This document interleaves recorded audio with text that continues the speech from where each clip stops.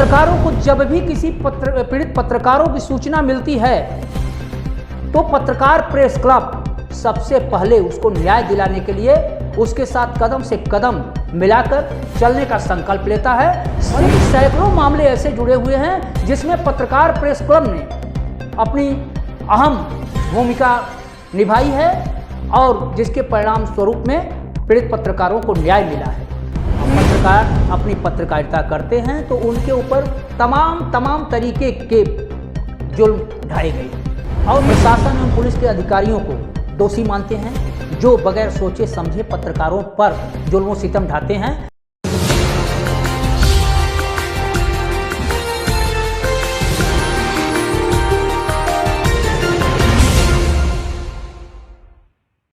स्वागत है आपका परफेक्ट मिशन लाइव में। पत्रकार देश की न्यायपालिका का एक अभिन्न अंग होते हैं, या यूँ कहें कि पत्रकारों से ही देश की न्यायपालिका का चौथा स्तंभ जीवंत होता है। पत्रकारों पर आए दिन हमले भी होते हैं, उन्हें काम करने में समस्याएं भी आती हैं। इन्हीं सब मुद्दों पर हम आज बात करेंगे। हमारे साथ जुड़े हैं पत्रकार प्रेस क्लब के संस्थापक प्रदेश अध्यक्ष घनश्याम पाठक जी। घनश्याम पाठक जी, आपका बहुत बहुत स्वागत है हमारे स्टूडियो में। आप पत्रकारिता जगत में 34 वर्षों से जुड़े हुए हैं और अपनी कलम के जरिए शासन प्रशासन को जगाने व भ्रष्टाचार को ख़त्म करने का दावा रखते हैं। आपने कई मीडिया हाउस में काम भी किया है, साथ ही आप पत्रकारों के कई संगठन से जुड़कर पीड़ित पत्रकारों को न्याय दिलाने का भी काम कर चुके हैं। वर्तमान की बात की जाए तो वर्तमान में आप पत्रकार प्रेस क्लब के संस्थापक भी हैं और साथ ही प्रदेश अध्यक्ष भी हैं। आए दिन पीड़ित पत्रकारों को जो समस्याएं आती हैं उनका समाधान भी करते हैं। घनश्याम पाठक जी से आज हम जानेंगे कि पत्रकारों को काम करते वक्त किन किन समस्याओं का सामना करना पड़ता है। बहुत बहुत स्वागत है आपका घनश्याम जी हमारे स्टूडियो में। आप बताएं क्या क्या समस्याएं पत्रकारों को झेलनी पड़ती हैं। सबसे पहले तो मैं अभिषेक जी आपको हृदय की अंतिम गहराइयों से धन्यवाद देना चाहता हूँ। बहुत बहुत आभार आपका। इसलिए कि आपने अपने परफेक्ट मिशन लाइव में मुझे बुलाया। जैसा कि आपने सवाल किया कि पत्रकारों पर पत्रकारिता करने में किन किन समस्याओं को झेलना पड़ता है, कौन कौन सी चुनौतियां हैं और कैसे उसका समाधान होता है। अभिषेक जी, मैं आपको यह बताना चाहता हूं, पत्रकारिता हमारे देश का चौथा स्तंभ है जी। और पत्रकार अपने लेखनी से समाज का एक सजग प्रहरी बनकर लोगों को समय समय पर जगाते रहते हैं। खबरों के माध्यम से समाज के पटल पर अपनी और पीड़ित लोगों की बात को रखकर उन्हें न्याय दिलाने का काम करते हैं। ऐसे में पत्रकारों के सामने तमाम ऐसी चुनौतियां हैं जिससे पत्रकार अपनी पत्रकारिता करते करते काफ़ी विचलित भी हो जाते हैं। जी बिल्कुल। और पत्रकारों की लेखनी से सिर्फ पुलिस एवं प्रशासन हिचड़ नहीं रखती है, बल्कि गुंडे माफिया या जिन भ्रष्टाचारियों के खिलाफ खबर छपी होगी वह भी देश भावना से पत्रकारों को एन केन प्रकारेण प्रताड़ित करते रहते हैं।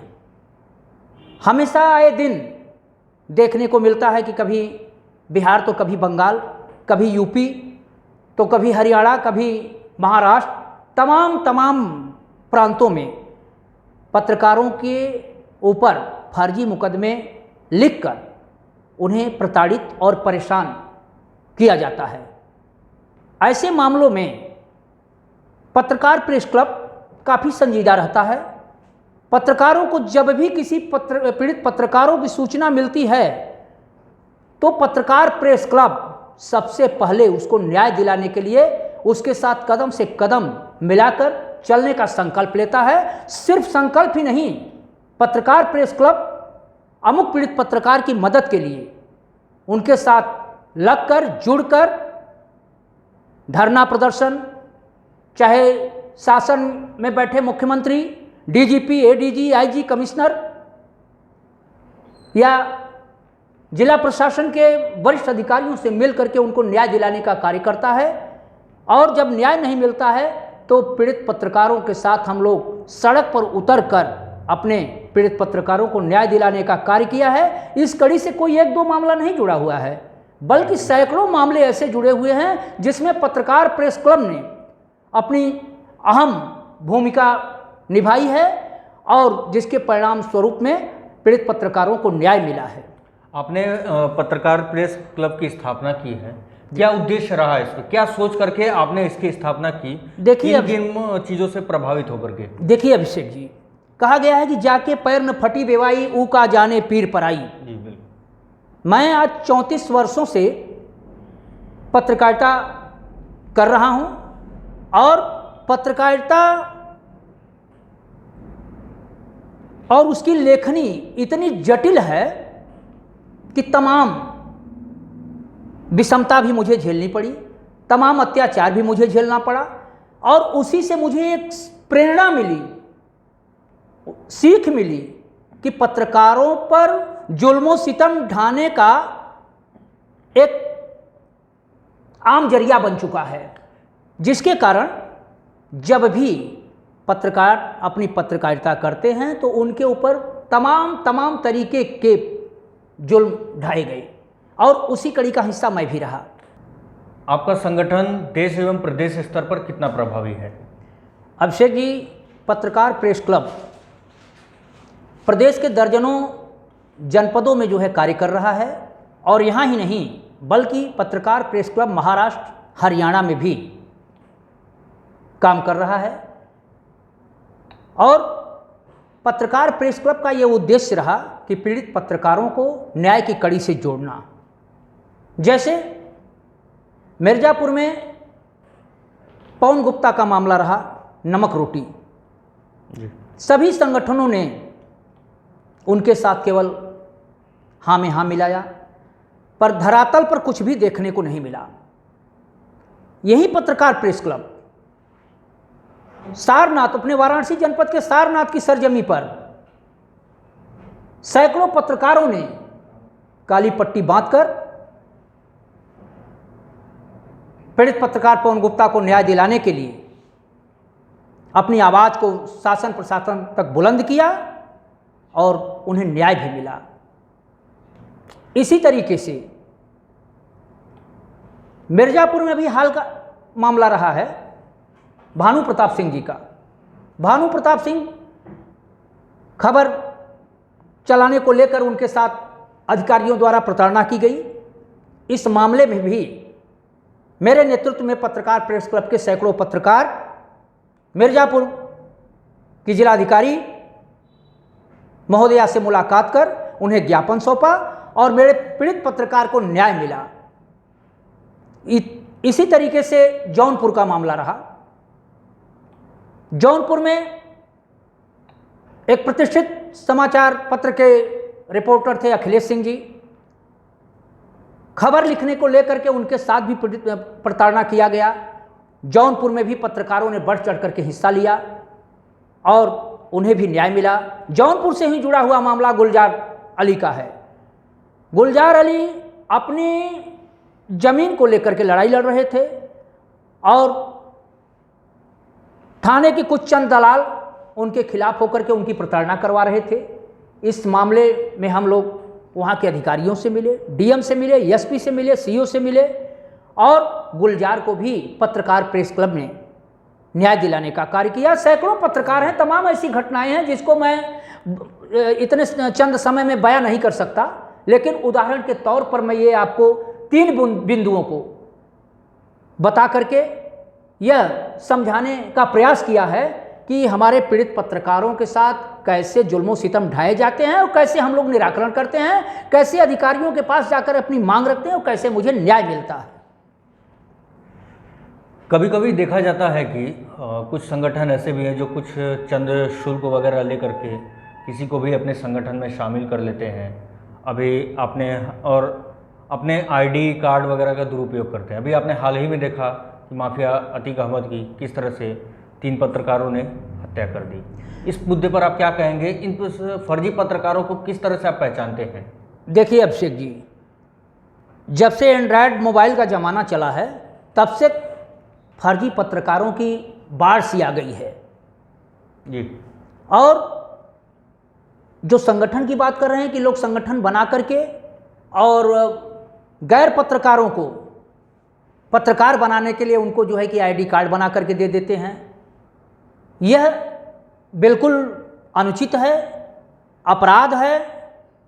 इसको रोकने की ज़रूरत है, जिसे पत्रकार प्रेस क्लब इसका नेतृत्व करके ऐसे लोगों को चिन्हित करता है, रोकता है। जहाँ तक आपने सवाल किया कैसे पहचानते हैं, कैसे रोकते हैं, देखिए कहा गया है कि जब हम किसी स्थान पर रहेंगे, जैसे पत्रकारिता के स्थान पर रहेंगे, नौकरी पेशे में रहेंगे, बिजनेस व्यापार में रहेंगे, तो सच की पहचान अपने आप हो जाती है। उनकी बोल भाषा, उनकी लेखनी से पता चल जाता है कि अमुक पत्रकार नहीं बल्कि शौकिया पत्रकार बनाया गया है, सिर्फ धनोपार्जन करने के लिए, लोगों का शोषण करने के लिए।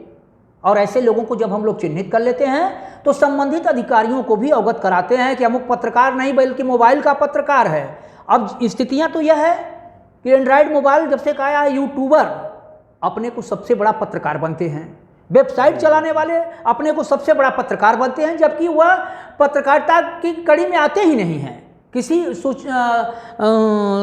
सूचना मंत्रालय आज तक उन्हें पत्रकारिता की कोई संज्ञा नहीं दी गई है, न ही ऐसा कोई नियम लागू है, न ही कोई ऐसा अध्यादेश जारी है। और फर्जी प्रेस लिखवा करके चलना, फर्जी आई कार्ड लेकर के चलना, ये एक आम चलन हो गई है। इस पर तो शासन और प्रशासन को एक अभियान चला करके फर्जी लोगों को चिन्हित करके उनके विरुद्ध आपराधिक मुकदमे दर्ज करके उनको जेल के सलाखों के पीछे भेजना चाहिए। कभी कभी देखा जाता है कि पत्रकारों पर आए दिन कवरेज के दौरान हमले हो जाते हैं, साथ ही शासन और प्रशासन के विरुद्ध खबर लिखने पर मुकदमा हो जाता है। ऐसे लोगों को रोकने और साथ ही उन पत्रकारों की सुरक्षा के लिए आप या आपके संगठन द्वारा क्या प्रयास किए गए अभी तक? देखिए अभिषेक जी, जहाँ तक आपने सवाल किया कि समाचार कवरेज के दौरान पत्रकारों के ऊपर लाठीचार्ज हो जाती है, गोली चल जाती है, मारे जाते हैं, जेल के सलाखों में भेज दिए जाते हैं, आपका कहना बिल्कुल सत्य है। सबसे बड़ी बात तो हम उन पर जुल्म सितम ढाने वाले प्रशासन एवं पुलिस के अधिकारियों को दोषी मानते हैं, जो बगैर सोचे समझे पत्रकारों पर जुल्म सितम ढाते हैं। और सबसे ज़्यादा दोषी मैं उनको समझता हूँ जो हमारे और आपके बीच में गद्दार बैठे हुए हैं। वह एक गोल बना लेते हैं, अपने गोल के पत्रकारों के खिलाफ जब कुछ बातें होती है तो पक्ष की बात करते हैं, और विरोधियों की बात आ जाती है तो अधिकारियों की चमचागिरी करके उनको उकसा करके अमुक पत्रकार के ऊपर हमला करवाते हैं, लाठी चलवाते हैं। तो ये कि सोची समझी रणनीति का हिस्सा है। बहरहाल फिर भी ऐसे मामलों में पत्रकार प्रेस क्लब काफ़ी संजीदा है। पत्रकार प्रेस क्लब के पास यदि इस तरीके की कोई भी सूचना आती है तो पत्रकार प्रेस क्लब पीड़ित पत्रकार के साथ कदम से कदम मिलाकर चलने का कार्य करता है और उनको न्याय दिलाने के लिए शासन से लेकर के प्रशासन तक के ड्योढ़ी पर जाता है और न्याय भी दिलाता है। हाँ, यह भी है कि अगर मेरा पत्रकार दोषी है तो फिर पत्रकार प्रेस क्लब उसके साथ किसी तरीके से किसी भी प्रकार का सहयोग नहीं करेगा। क्या फिर पत्रकार प्रेस क्लब उन पत्रकारों के खिलाफ कार्रवाई करेगा? बिल्कुल, अगर वो मेरे संगठन में होंगे तो उनको तत्काल संगठन से बिल्कुल उनकी सदस्यता समाप्त कर दी जाएगी। जो अपने संगठन के ग्रुप बने हैं उनको उससे हटा दिया जाएगा और अपने ग्रुप पर या अपने जितने भी हमारे जो है कि ये प्लेटफार्म हैं उन प्लेटफार्मों पर सूचित कर दिया जाएगा कि अमुक पत्रकार अब पत्रकार प्रेस क्लब का हिस्सा नहीं है। पत्रकार प्रेस क्लब की पत्रकारों के हित में केंद्र व प्रदेश सरकार से क्या मांग है? देखिए, पत्रकार प्रेस क्लब हमेशा से केंद्र और प्रदेश सरकार से यह मांग करती चली आ रही है कि पत्रकारों को सुरक्षा मिले और इस पर जो भी नियम कानून बने वह बिल्कुल धरातल पर दिखे।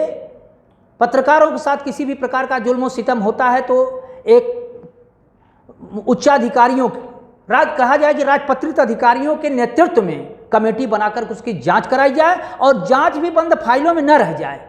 जांच भी जो है कि अग्रसारित होकर के शासन तक जाए, उच्चाधिकारियों तक जाए और शासन उस पर शक्ति दिखाते हुए पत्रकार को न्याय दिलाने के लिए कृत संकल्पित हो तथा दोषियों के विरुद्ध आपराधिक मुकदमे बनते हैं तो आपराधिक मुकदमे या जो भी विभागीय कार्रवाई होती तो विभागीय कार्रवाई हो।